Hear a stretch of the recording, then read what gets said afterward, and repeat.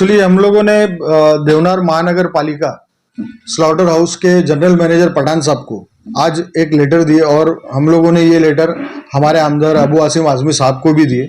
Actually ये होता है कि स्लॉटर हाउस एशिया का नंबर 1 कंपनी है, एशिया का नंबर 1 स्लॉटर हाउस है।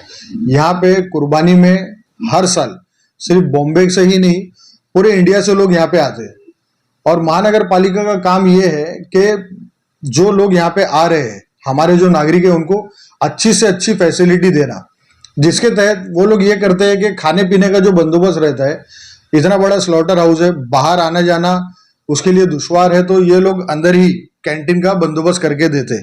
लेकिन अब कैंटीन का जो बंदोबस्त करके देते उसमें होता ऐसा है कि जहाँ हमारा बचपना यहाँ पे चला गया, गोंडी के लोग भी जानते हैं और बॉम्बे से जो लोग आते हैं वो लोग भी जानते हैं कि पहले स्लॉटर हाउस में ईस्ट, वेस्ट, साउथ, नॉर्थ 4 तरफ कैंटीन दी जाती थी।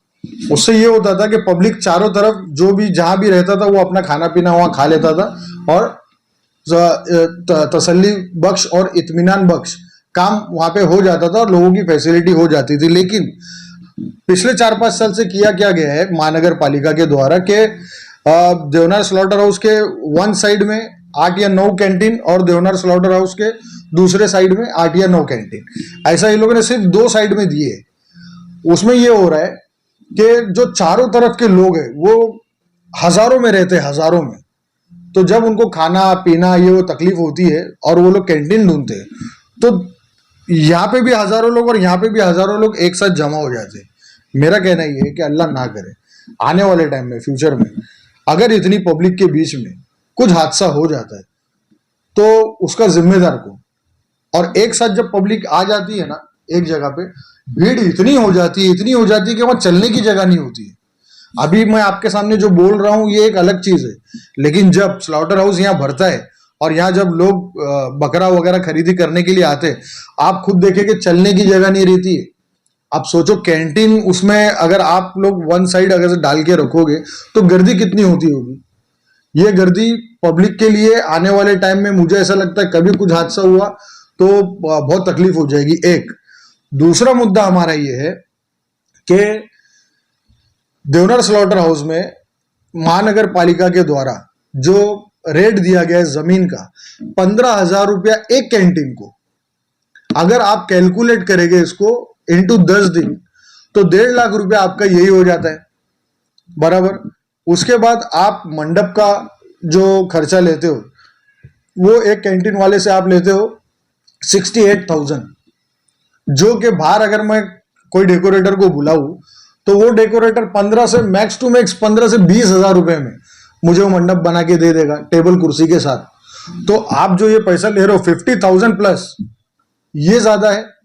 15,000 रुपये आप जो ले रहे हो वो कम से कम मिनिमम उसका अमाउंट होना चाहिए 10,000। 15,000 आप लेते हो तो 5,000 वो बढ़ जाता है, वो ज्यादा है। उसके बाद फिर आप जीएसटी लेते हो उस पर, फिर उसमें आप सर्विस टैक्स काटते हो, उसमें आप लाइट का भाड़ा भी जोड़ लेते हो। अगर ये सब जोड़ लेंगे तो ये अमाउंट एक कैंटीन वाले को पड़ता है कम से कम 2 से 2.5 लाख रुपया। 2 से 2.5 लाख रुपया उसको जगह पे पड़ता है। उसके बाद क्या होता है कि उसमें बोली लगाई जाती है। एक कैंटीन लेने के लिए 5 संस्था आती है, तो पांचों संस्था सोचती है कि ये कैंटीन हमको मिले तो ज्यादा से ज्यादा रेट डालते हैं। ज्यादा से ज्यादा रेट डालने की वजह से ये होता है कि वो जो कैंटीन है जो 1.5 लाख की थी, 2 लाख की थी, वो 5 से 6 लाख रुपए तक चले जाती है। 5 से 6 लाख रुपए में जब किसी को वो कैंटीन लग जाती है तो लगने के बाद ये होता है कि सामने वाले को पैसा भरना पड़ता है।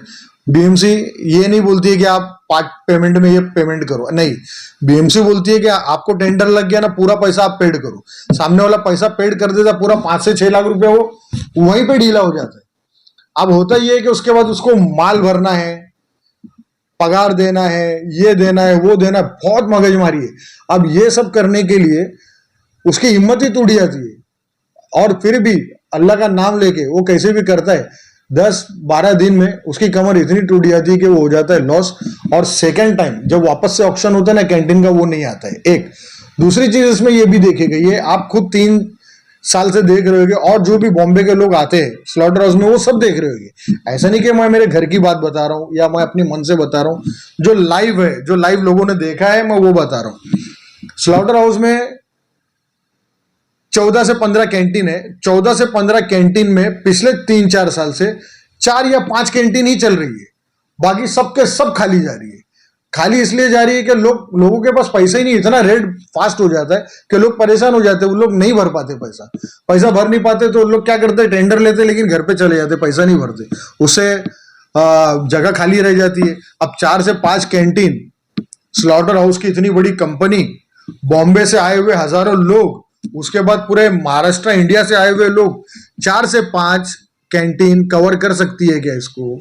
हमने जनरल मैनेजर साहब से यही रिक्वेस्ट की है कि सर आप ये हमारे लेटर पे ध्यान दीजिए। एक आमदार साहब हमारे अबू आसिम आजमी साहब को भी हमने लेटर लिखा और उनसे भी हमारी बात हुई। हमने यही कहा कि इसका जो पैसा है 15,000 से उसको 10,000 किया जाए, और जो आप मंडप का किराया ले रहे हो ना, आप मंडप का किराया मत लो, आप मंडप बांध के ही मत दो।